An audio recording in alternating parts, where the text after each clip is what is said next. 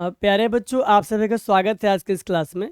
और जैसा कि आप जानते हैं कि आज हम लोग जो है आपके बिहार बोर्ड क्लास 10th का जो आपका हिंदी है उसका जो 5th चैप्टर है जिसका नाम है नागरी लिपि, जिसको लिखने की कोशिश की गई है गुनाकर मूल्य जी के द्वारा। तो हम लोग जो है आज आज इस चैप्टर को करेंगे क्या, डिस्कशन।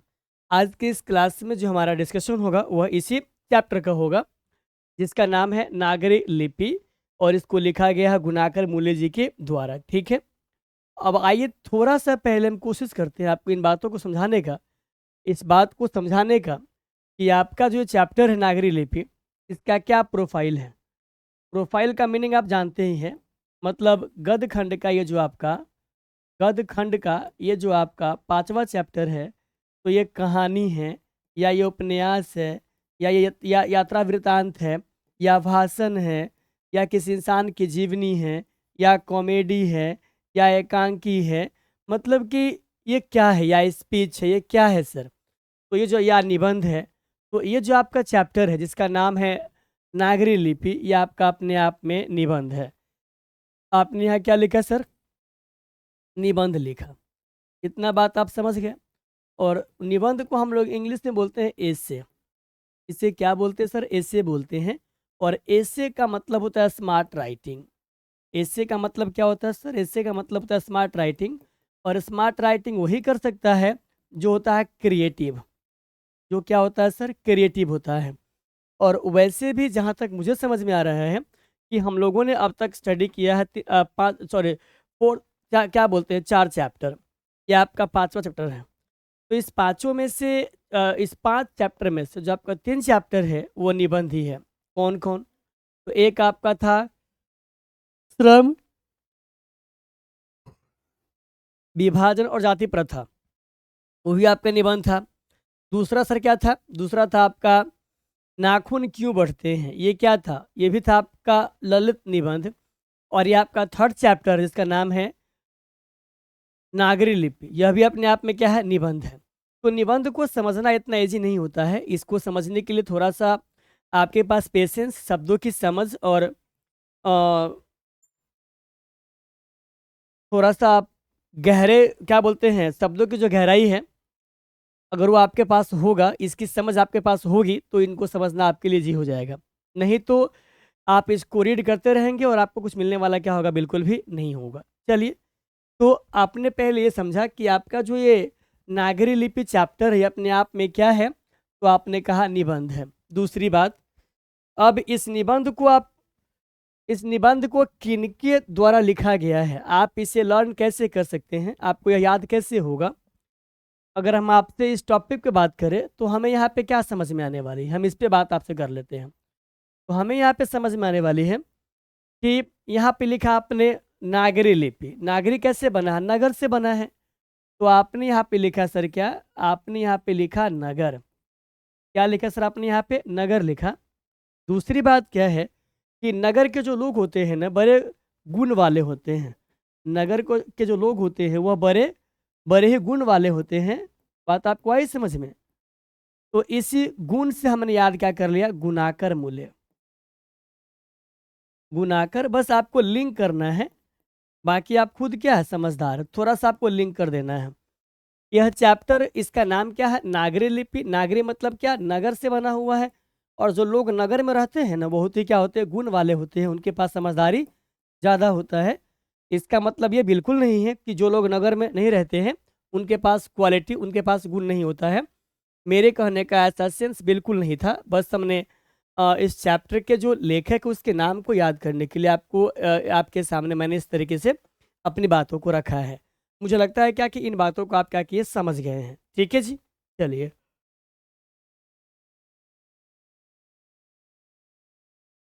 अब हम लोग जो है क्या करते हैं, थोड़ा सा जान लेते हैं लेखक परिचय के बारे में। ठीक है, लेखक परिचय को थोड़ा सा समझते हैं। समझने के बाद क्या करेंगे, यह किस प्रकार का चैप्टर है, हम इस पे भी करेंगे आपके साथ क्या, डिस्कशन।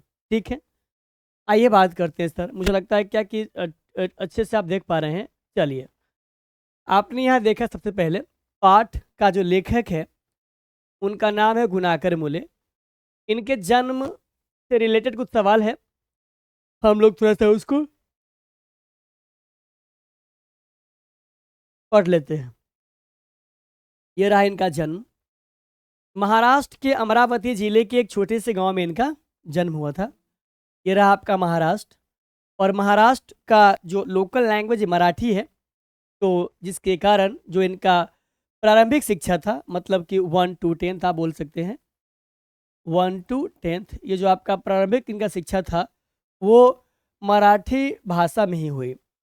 मतलब मिडिल स्तर तक का पढ़ाई मराठी में किए ये, और मैट्रिक से एमए तक की पढ़ाई जो है ये इलाहाबाद में किया। इलाहाबाद तो आप जानते ही हैं। आगे बात करते हैं इनके निधन के बारे में। तो आपको ये बात पता है कि इनका निधन कब हुआ था सर? 2009 में। और कहाँ? दिल्ली में। हम इस बात को आपको बता सकते हैं, समझा सकते हैं कि 5 चैप्टर में से जो 3 चैप्टर के लेखक हैं, उनका जो मृत्यु हुआ है वो दिल्ली में ही हुआ है। जिसमें से आपका एक था श्रम विभाजन और जाति प्रथा, दूसरा आपका था नाखून क्यों बढ़ते हैं, हजारी प्रसाद द्विवेदी, और थर्ड आपका था क्या? आपके सामने है नागरी लिपि, जिनको लिखा गया है गुनाकर मूल्य जी के द्वारा। उनका भी डेथ सर कहाँ हुआ है? दिल्ली में हुआ है। इतना आप समझ चुके हैं, कोई दिक्कत की बात नहीं है।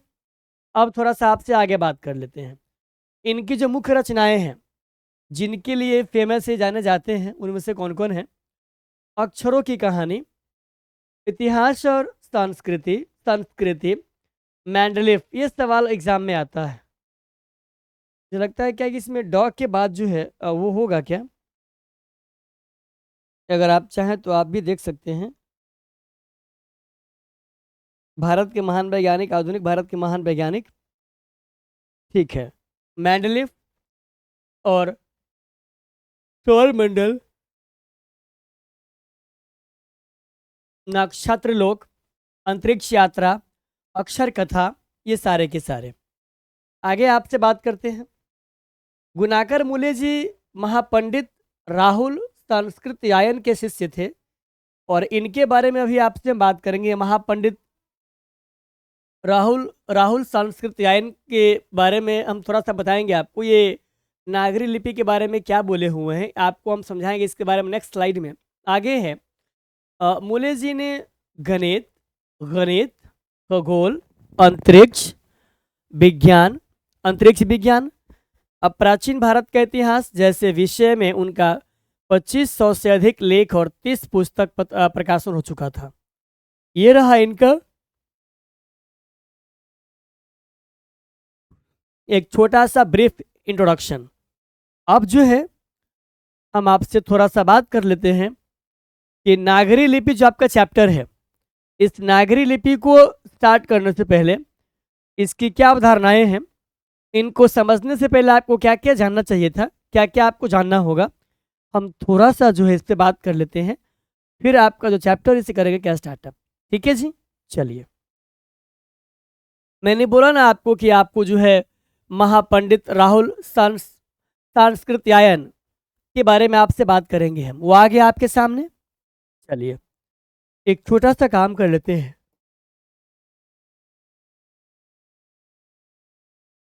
हाँ, ये रहा आपका नागरिक लिपि। अब देवनागरी लिपि की वैज्ञानिकता, वैज्ञानिक से बना है आपका वैज्ञानिकता, मतलब कि इसको वैज्ञानिक भाषा कह सकते हैं कि नहीं? अगर कह सकते हैं तो क्यों कहेंगे? इसके क्या क्या तत्व हो सकते हैं, इसके क्या क्या अवधारणा हो सकते हैं, इन बातों को आपको थोड़ा सा समझने की आवश्यकता होगी। आइए समझते हैं कहानी क्या हमारा है। महापंडित राहुल सांस्कृत्यायन ने देवनागरी लिपि के विषय में यह कहा है कि देवनागरी दुनिया की सर्वाधिक वैज्ञानिक लिपि है। सर्वाधिक, सबसे अधिक क्या है? वैज्ञानिक लिपि है।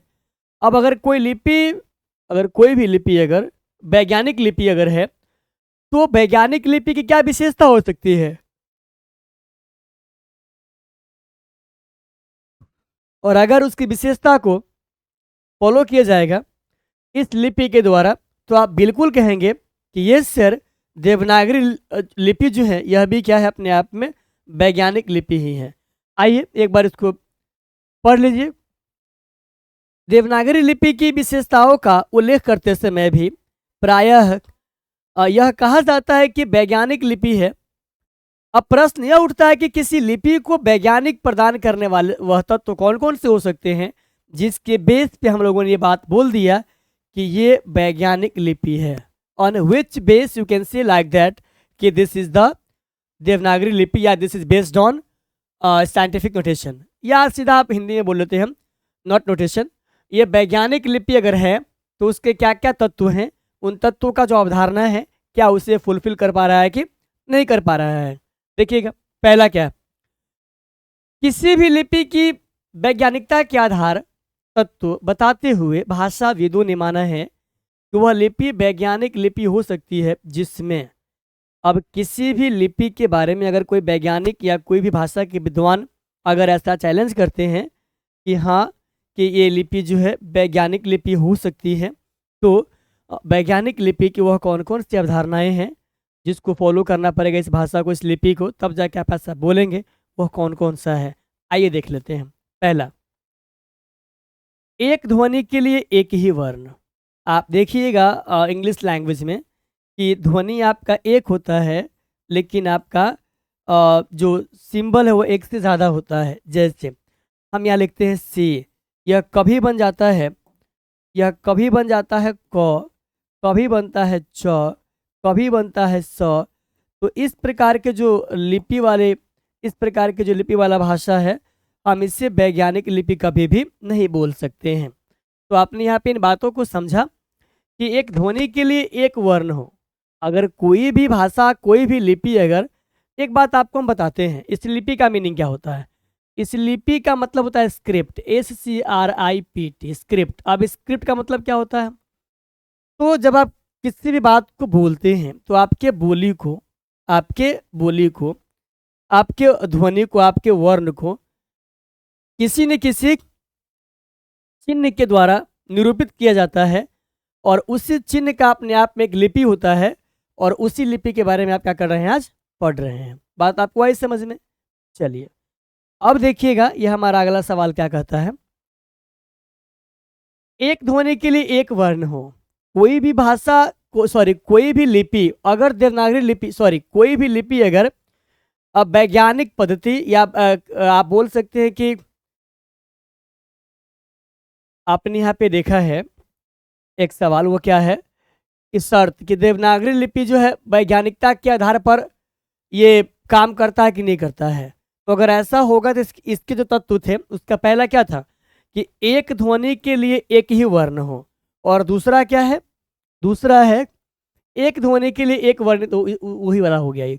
एक वर्ण एक ही ध्वनि को व्यक्त करे, एक वर्ण एक ही ध्वनि को व्यक्त करे। मतलब कि अगर हम बोलते हैं क, तो सिर्फ ये जो आपका है ना, ये दिखाई पड़ रहा है क्या, हाँ दिखाई पड़ रहा है, ये जो आपका क है, तो जब बात सिर्फ क की आएगी तभी तो आए। ये नहीं कि बात जब च हम बोल रहे हैं च और बोल रहे हैं क, तो च भी लिखेंगे ऐसे ही और क भी लिखेंगे ऐसे ही, सॉरी क भी लिखेंगे ऐसे। अगर ऐसा होगा तो हम इसको वैज्ञानिक के वाले बेस पे हम इसको मान नहीं सकते हैं। मात्रा एवं वर्ण चिन्हों में भिन्नता हो। मात्रा समझते हैं ना आप, ये आप जानते हैं ना, ये आप जानते हैं, एक मात्रा है, दुई मात्रा आप ऊ लिखते हैं, ये है, फिर आपका ये ए है, समझते हैं ना सर। इसमें क्या हो, भिन्नता हो। और ये गलत लिखा हुआ, यहाँ पे होगा लेखन। क्या होगा, क्या होगा सर, लेखन होगा।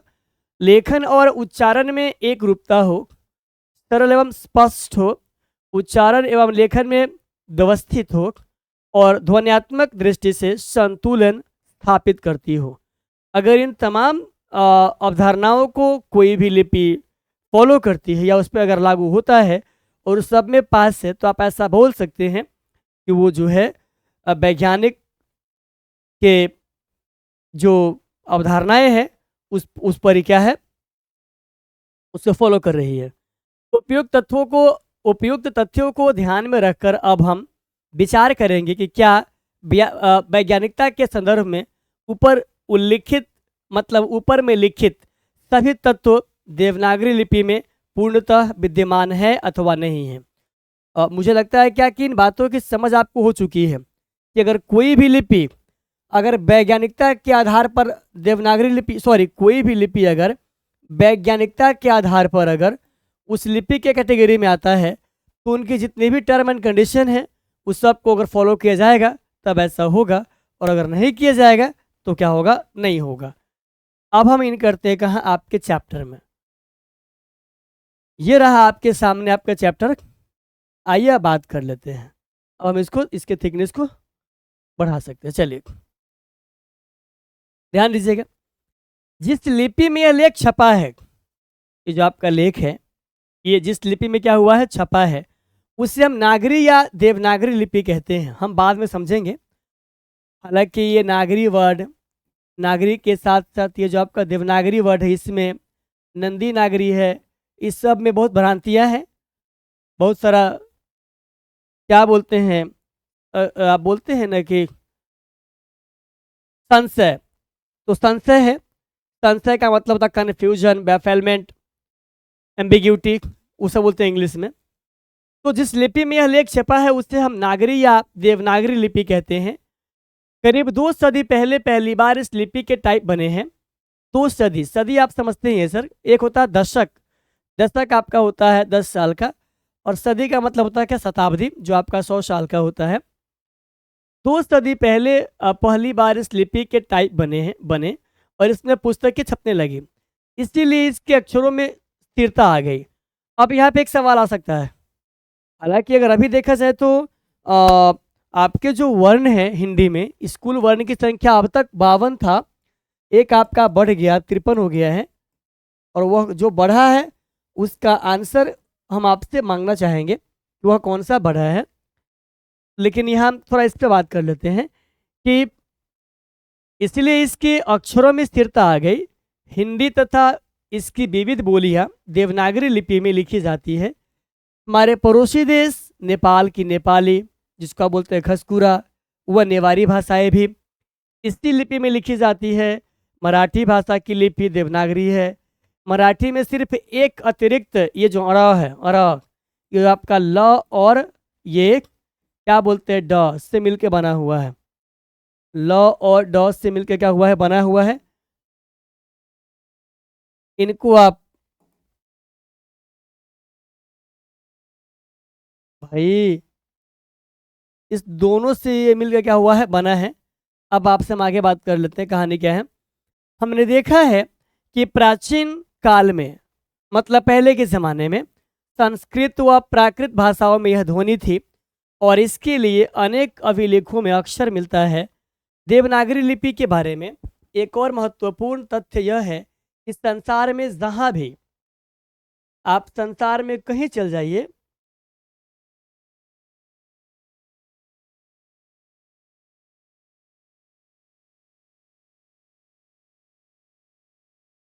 जहाँ भी संसार में जहाँ भी संस्कृत प्राकृत की पुस्तकें,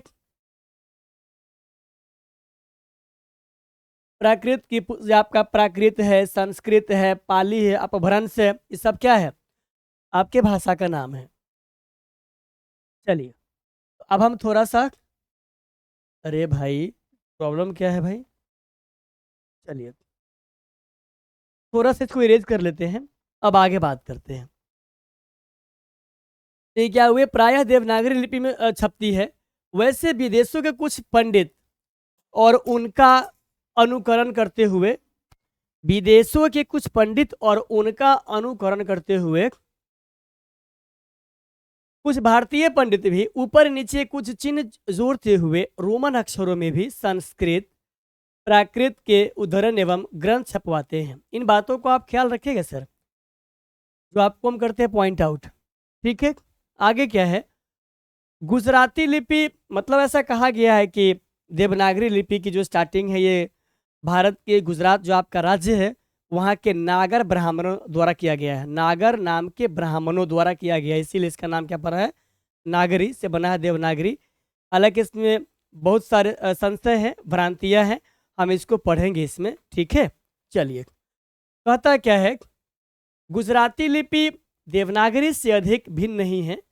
बांग्ला लिपि प्राचीन नागरी लिपि की पुत्री नहीं है, तो बहन अवश्य है। अब देखिए इसमें कितनी सुंदर ये बात लिखी हुई है। अगर पुत्री होगी या पुत्र होगा तो क्या होगा, उसका बहुत अंश मिलेगा। अगर ये कोई इंसान है, दूसरा इंसान ये है, अगर इस इंसान का ये क्या होगा, संतान होगा, तो इसका जो डीएनए है इसके डीएनए से मैच करेगा। या आप यह भी बोल सकते हैं कि इनके बहुत ऐसे क्वालिटी होगा, गुण होगा जो इसमें क्या होगा, समाहित होगा। तो और अगर ऐसा नहीं है तो आप ये बोल लीजिए कि ये कोई इंसान है, ये कोई इंसान है। अगर दोनों सिबलिंग हैं, अगर बहन है, फिर भी दोनों के माता पिता क्या होंगे, एक ही होंगे। और अगर दोनों के माता पिता एक ही होंगे तो कुछ न कुछ जो समानता है वो तो बिल्कुल होगी। इस बात को आप मानते हैं कि नहीं मानते हैं? चलिए वही बात यहाँ पे कहता क्या है, यहाँ पे हमारा कहानी कि तो बहन अवश्य है।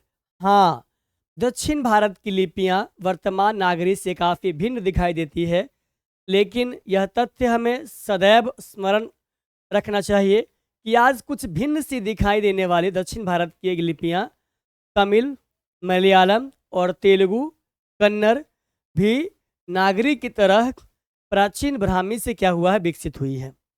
ठीक है, कहता है कि अभी कुछ समय पहले तक दक्षिण भारत में पोथियां लिखने के लिए नागरी लिपि का व्यवहार होता था। दरअसल नागरी लिपि के आरंभिक लेख हमें दक्षिण भारत से ही मिलते हैं। दक्षिण भारत की यह नागरी लिपि नंदी नागरी कहलाती है। ये सवाल आपको पूछा जाएगा आपके एग्जामिनेशन में और आपको ध्यान में इसे रखना पड़ेगा कि दरअसल नागरी लिपि के आरंभिक लेख हमें दक्षिण भारत से ही मिले हैं और इसी को जो है हम लोग दक्षिण भारत की यह नागरी लिपि नंदी नागरी कहलाती थी। तथा कोंकण के शिलाहार, मान्यखेट के राष्ट्रकूट, देवगिरी के यादव तथा विजयनगर के शासकों के लेख नंदी नागरी लिपि में ही हैं। आगे क्या है सर, आगे है लिपि में है, पहल विजयनगर के राजाओं के लेखों की लिपि को ही नंदी नागरी नाम दिया गया था। दक्षिण भारत में तमिल, मलयालम और तेलुगु, कन्नड़ लिपियों का स्वतंत्र विकास हो रहा था। फिर भी दक्षिण भारत में अनेक शासकों ने नागरी लिपि का इस्तेमाल किया है। राजराज व राजेंद्र जैसे प्रतापी चोर राजाओं के सिक्कों पर नागरी अक्षर देखने को मिलते हैं। 12वीं सदी के केरल के शासकों के सिक्कों पर वीर केरलस जैसे शब्द नागरी लिपि में मिलेगा आपको देखने के लिए। अब हम उसको भी पढ़ लेते हैं सर। वो क्या है, वो है अंकित है। तथा सुदूर दक्षिण से प्राप्त वर्गुण का पलियम ताम्रपत्र 9वीं सदी में नागरी लिपि में लिखित है। नागरी लिपि में ही, इसको थोड़ा ध्यान से पढ़िएगा। आगे क्या है, इतना ही नहीं, श्रीलंका के पराक्रम बाहु, विजय बाहु 12वीं सदी में आदि शासकों के सिक्कों पर भी नागरी अक्षर देखने को मिलते हैं।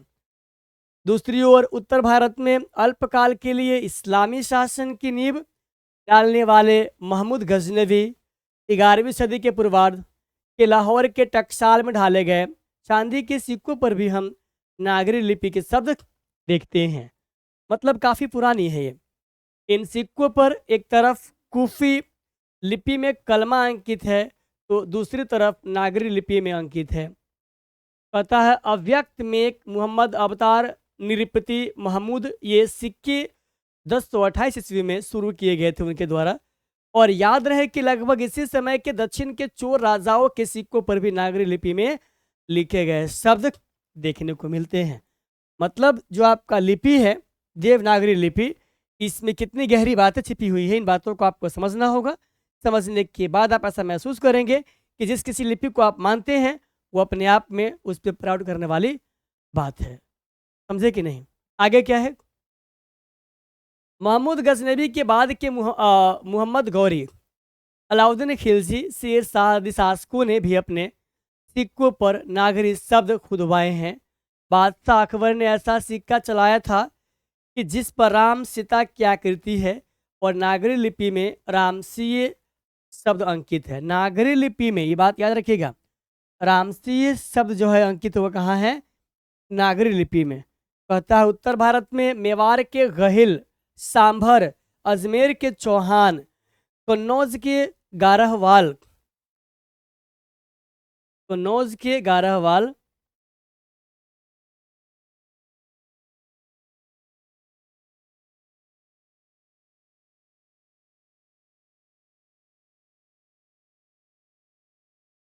आगे क्या है सर? चलिए, कन्नौज के गारहवाल, काठियावाड़, गुजरात के सोलंकी, आबू के परमार, जेजाक भुक्ति, बुंदेलखंड के चंदेल तथा त्रिपुरा के कलचुरी शासकों के लेख नागरी लिपि में ही हैं। उत्तर भारत की इस नागरी लिपि को हम देवनागरी के नाम से जानते हैं। उत्तर भारत की इस नागरी लिपि को हम लोग उत्तर भारत के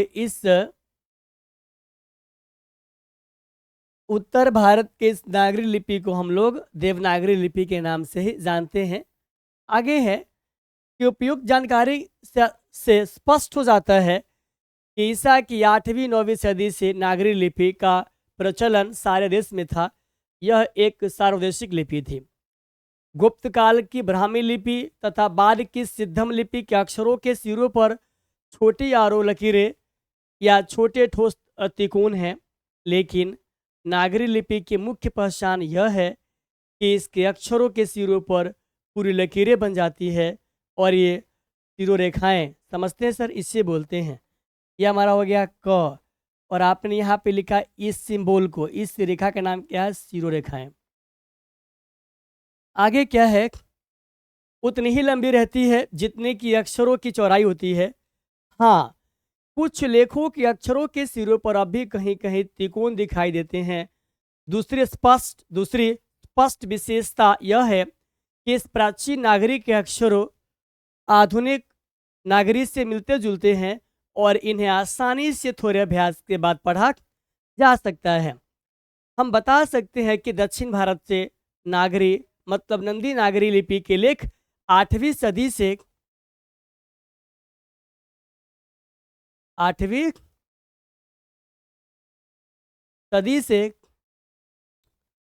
मिलने लग जाते हैं और उत्तर भारत से 9वीं सदी से। लेकिन हम जानते नहीं, लेकिन हम यह नहीं कह सकते कि अमुक निश्चित समय से ही नागरी लिपि की शुरुआत होती है। नागरी जैसे अक्षर कुछ पुराने लेखों में दिखाई देते हैं और कुछ पुरानी शैली के कुछ अक्षर नागरी लेखों में भी दिखाई देते हैं। कहता अब हमें यह देखना है कि इस नई लिपि को नागरी, देवनागरी या नंदी नागरी क्यों कहते हैं। अब जो आपका संशय है वह स्टार्टिंग यहीं से होगा, क्योंकि बहुत ऐसे विद्वान हैं जिनके आपस के जो मत है वो आपस में मिलते ही नहीं हैं। देखिएगा ध्यान से, कहता है नागरी नाम की उत्पत्ति तथा इसके अर्थ के बारे में विद्वानों में बड़ा मतभेद है। एक मत के अनुसार गुजरात के नागर ब्राह्मणों ने पहल इस लिपि का इस्तेमाल किया, इसीलिए इसका नाम पड़ा देवनागरी लिपि। आगे क्या है सर? इसका नाम क्या पड़ा? इसका नाम नागरी पड़ा। दूसरा है, इस मत को स्वीकार करने में अनेक अड़चनें हैं। एक अन्य मत के अनुसार बाकी नगर सिर्फ नगर है, परंतु काशी देवनागरी है, इसलिए काशी में प्रयुक्त लिपि का नाम देवनागरी पड़ा। स्पष्टतः यह एक संकुचित मत है, मतलब ये संकुचित है, सब इसको नहीं मानते हैं। अल-बेरूनी ने अपने ग्रंथ 1030 ईस्वी में लिखा है कि मालवा में नागर लिपि का इस्तेमाल होता है, अतः यह स्पष्ट है कि 1000 ईस्वी के आसपास नागर या नागरी नाम अस्तित्व में आ चुका था। दरअसल यह शब्द और भी कुछ पहले अस्तित्व में आ चुका था।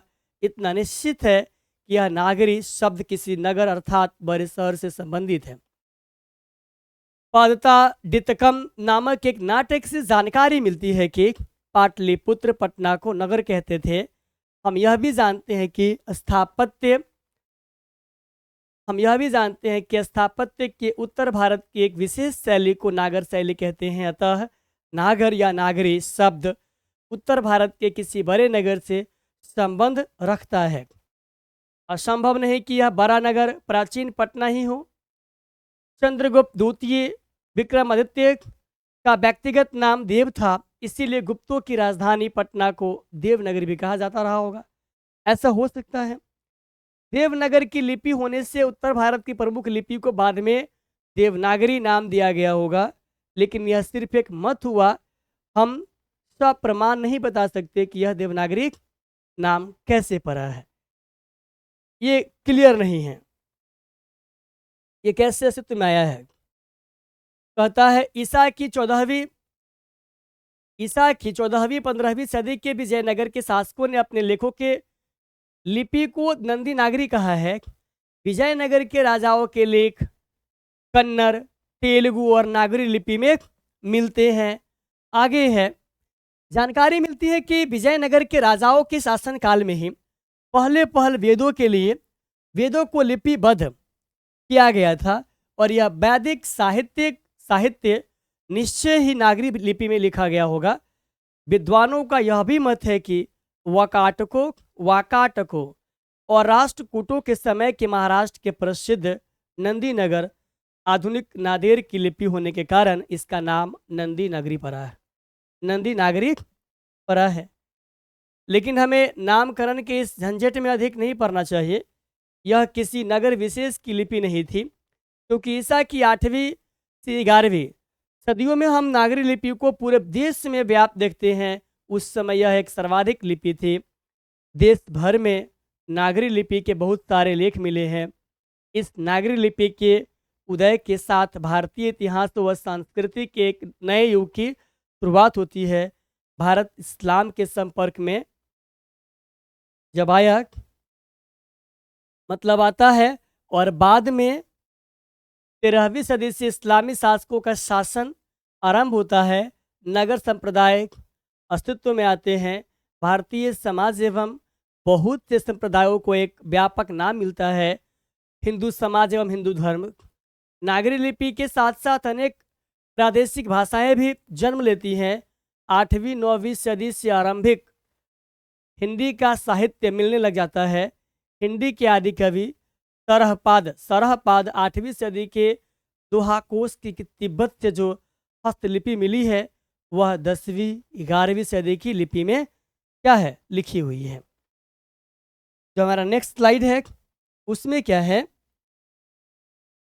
कहता नेपाल से और भारत के जैन भंडारों से जो भी इस काल की बहुत सारी हस्तलिपियां मनुस्क्रिप्ट मिली है, इसी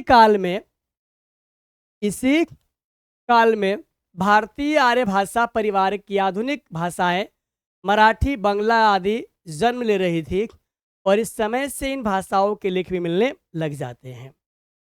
दक्षिण भारत की द्रविड़ भाषा परिवार की भाषाएं, विशेषतः तमिल भाषा अधिक प्राचीन है, लेकिन इन भाषाओं के लेख भी इसी समय से मिलने लग जाते हैं।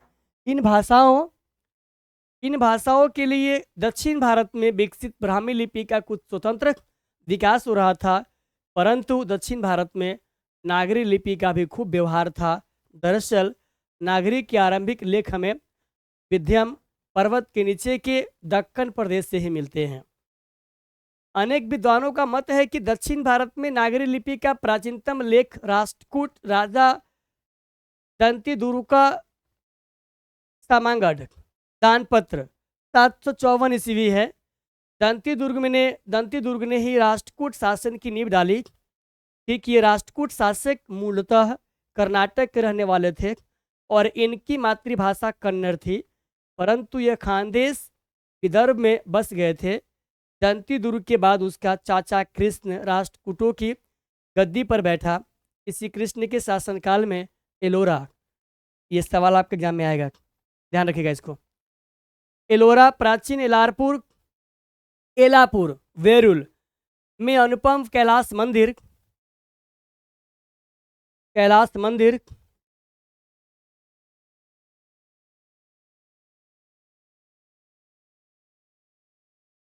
पहाड़ को काट कर बनाया गया था। कृष्ण के कुछ लेख भी मिले हैं।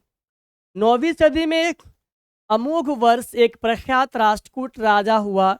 इसी अमोघ वर्ष ने राष्ट्रकूट की नई राजधानी मान्यखेट की नींव डाली। अमोघ वर्ष के शासनकाल में ही जैन गणितज्ञ महावीराचार्य 850 ईस्वी में ये क्या किया, 850 ईस्वी में गणितज्ञ महावीराचार्य ने गणित सार संग्रह की रचना की थी। एक बार देख लीजिएगा इसको, ठीक है। कहता है ईसा की 8वीं सदी में पश्चिम महाराष्ट्र के कोंकण प्रदेश में शिलाहारों का राज्य स्थापित हो गया था। 11वीं सदी में इनकी एक शाखा का राज्य कोल्हापुर सतारा प्रदेश में भी स्थापित हो गया था। इन शिलाहारों के अनेक नागरी लेख मिले हैं। 11वीं सदी से नागरी लिपि में प्राचीन मराठी भाषा के लेख मिलने लग जाते हैं। अक्षी कुलावा जिला से शिलाहार शासक केसीदेव प्रथम का एक शिलालेख 1012 ईस्वी में मिला है, जो संस्कृत मराठी भाषाओं में है और इसकी लिपि नागरी है, परंतु दिवेक आगर रत्नागिरी जिला ताम्रपट पूर्णतः मराठी में है। इससे मराठी का आधलेख माना जाता है। नागरी लिपि में लिखा गया यह ताम्रपट 1060 ईस्वी का है। कर्नाटक प्रदेश का श्रवणबेलगोल स्थान जैनों का एक प्रसिद्ध तीर्थ स्थल है। यहाँ गोमतेश्वर का भव्य पुतला खड़ा है। इस स्थान से विविध भाषाओं और लिपियों के अनेक लेख मिले हैं। गोमतेश्वर है मिले हैं और यह श्री गंगराजे सुताले करवियले श्री गंगा राजा ने परकोटा बनवाया। एक अन्य नागरी लेख में लिखा है कि श्री चामुंडराजे करवियले। ये लेख दक्षिणी शैली की नागरी लिपि में है। देवगिरी के यादव राजाओं के नागरी लिपि में बहुत सारे लेख मिलते हैं। यादव राजा रामचंद्र 13वीं सदी के ताम्रपत्र में ए और ओ की मात्राएं अक्षरों की बाईं ओर है और कल्याण के पश्चिमी चालुक्य नरेशों के लेख भी क्या है, इस नागरी लिपि में विद्यमान है। यह आपका होगा लास्ट स्लाइड, इसको आप एकदम प्यार से पढ़ेंगे। वो क्या है, उड़ीसा कलिंग प्रदेश में ब्राह्मी की एक विशेष शैली है और कलिंग लिपि का अस्तित्व था, परंतु गंगवंश के कुछ शासकों के लेख नागरी लिपि में भी मिलते हैं।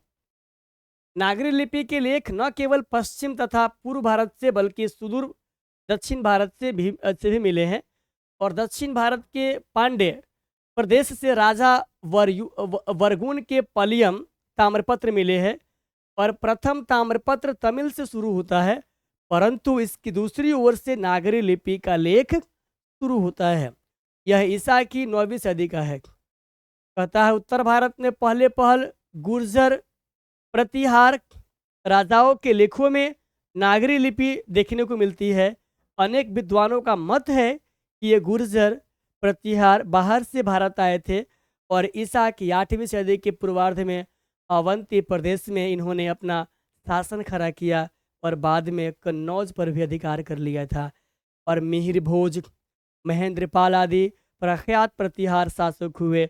मिहिर भोज 840 से 81 ईस्वी तक की ग्वालियर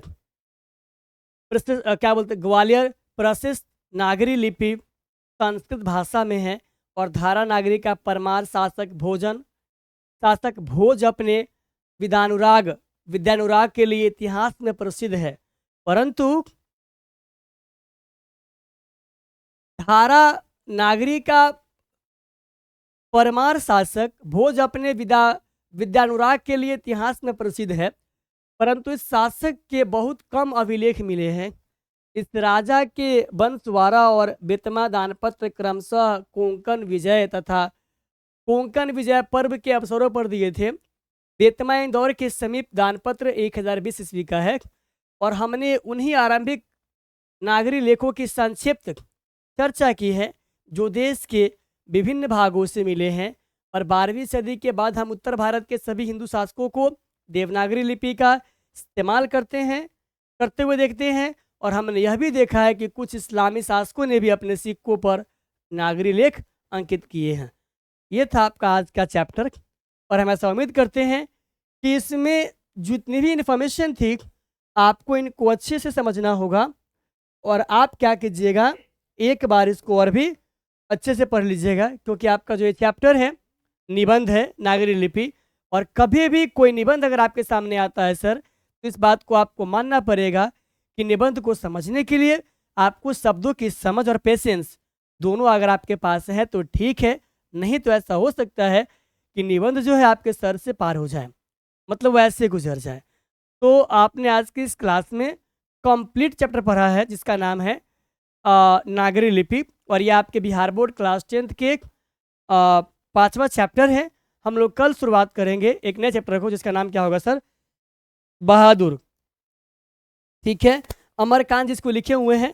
और बहादुर चैप्टर को पढ़ने के बाद जो है आपको, जो आप अभी खुद बचपन वाले अवस्था में है लेकिन कहीं ना कहीं जो है आपकी बचपना थोड़ी सी और आ जाएंगी आपको याद, ये आपका बहादुर है।